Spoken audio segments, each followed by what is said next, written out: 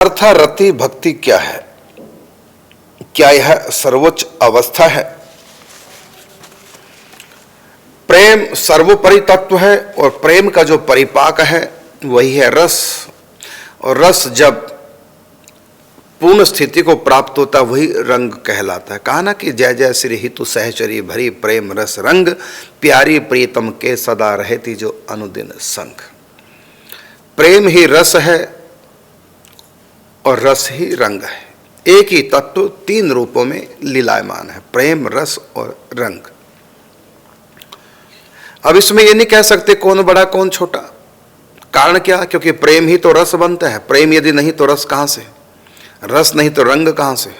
तो प्रेम रस रंग एक ही तत्व है। प्रेम तत्व वही उसी का परिपाक रस और उसका आगे पूर्णता उसकी रंग में हो जाती है, महाभाव।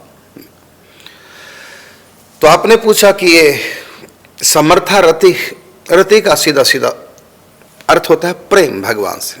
प्रेम कहिए, रस कहिए, सब उसी में आता है।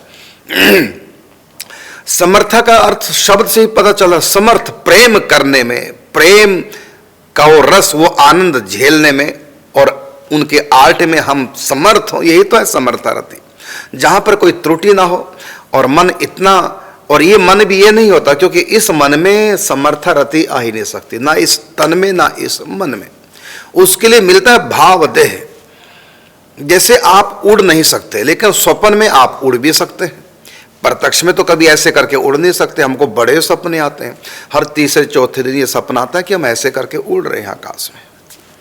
और ये भी साथ में देखते हैं कि और कोई नहीं उड़ पा रहा, केवल हजारों लाखों में केवल मैं अकेला उड़ रहा हूं।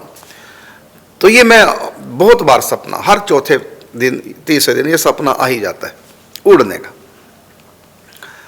एकदम झटके से ऐसे करते हैं और ऐसे ऐसे करने लग जाते हैं, उड़ जाते हैं।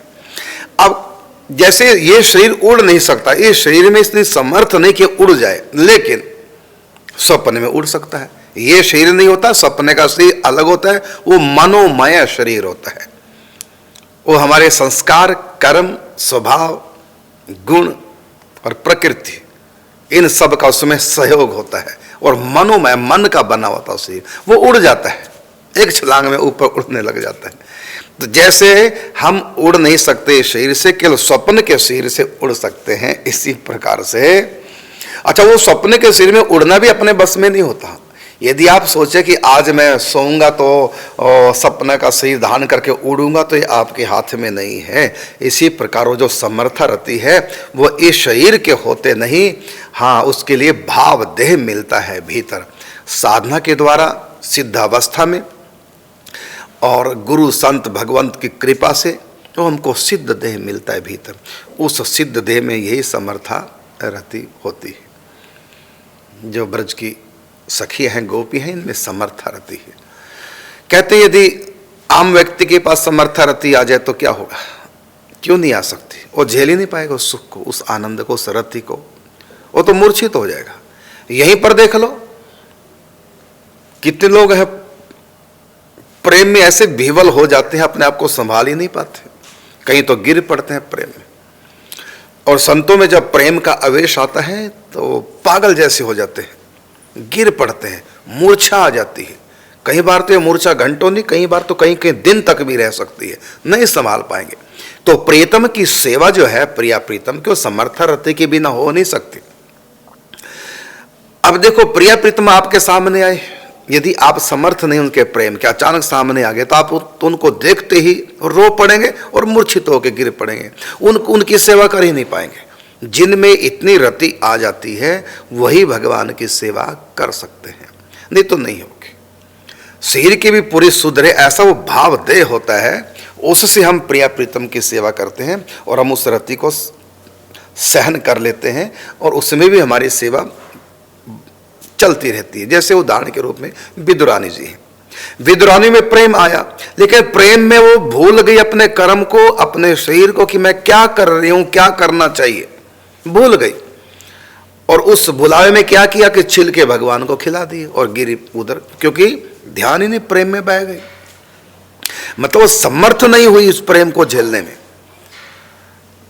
तो इसी प्रकार, लेकिन गोपियों में ऐसा नहीं होता। गोपियां पूरी अलर्ट हैं, वो भाव विह्वल नहीं हो पाती। उनमें ऐसा नहीं कि उनमें प्रेम कम है, इतना अधिक प्रेम है, इससे भी ज़्यादा उनके भीतर वो समर्था रहती है जो अपने आप को वो उसमें सेवा से जुड़ी रहती है। ऐसी कथा आती है, रुक्मणी जी भगवान को पंखे से हवा कर रही है, भगवान ने एक प्रेम का उपहास कर दिया और क्या उपहास किया कि मुझसे तुम बिना बात के प्रेम करके मेरे पास आ गई हो, मैं तो कोई राजा भी नहीं, शिशुपाल तो युवराज है, वहाँ जाके रानी बनती, और शिशुपाल तुमसे इतना प्रेम करता, मैं तो तुम्हारे योग्य ही नहीं हूँ प्रेम के। इस प्रकार भगवान ने उपहास किया, और इतना सुनते ये भगवान का प्रेम का उपहास था, लेकिन सह नहीं पाई, हाथ से पंखे से हवा कर रही थी, पंखा हाथ से गिर पड़ा, अंत में बेहोश होगी, संभाल नहीं पाई, भगवान की सेवा छूट गई। फिर भगवान ने संभाला, ये तो मैंने मजाक किया था, हंसी की थी, ये पति पत्नी के प्रेम में हंसी मजाक होना चाहिए, लेकिन तुम अपने होश आवास में नहीं रही। और गोपियां ओ खुल करके मुकाबला करती हैं ठाकुर जी का, उनमें समर्था रति है। समर्था रति का सीधा सीधा मतलब हम ऐसे सशक्त हो जाएं प्रेम में कि भगवान के प्रेम का प्रति उत्तर दे पाएं, और उनको हम पूरे मनोयोग से लाड़ लड़ा पाएं, और हमारे भीतर वहाँ कोई भी व्यवधान ना पाए, ऐसी समर्था रति आ जाती है। लेकिन मैं फिर कहना चाहूँगा, ये समर्था रति शरीर में नहीं, इसके लिए भाव देह मिलता है, उस समय वो समर्था रति आती है। अगला प्रश्न लेते हैं, क्योंकि आपने भी पूछा कि ये सर्वोच्च अवस्था है। सर्वोच्च अवस्था तो महाभाव है। महाभाव में भी मादनाख्य और मोदनाख्य जो भाव, उसमें भी मोदनाख्य भाव, ये सर्वोच्च अवस्था है प्रेम की।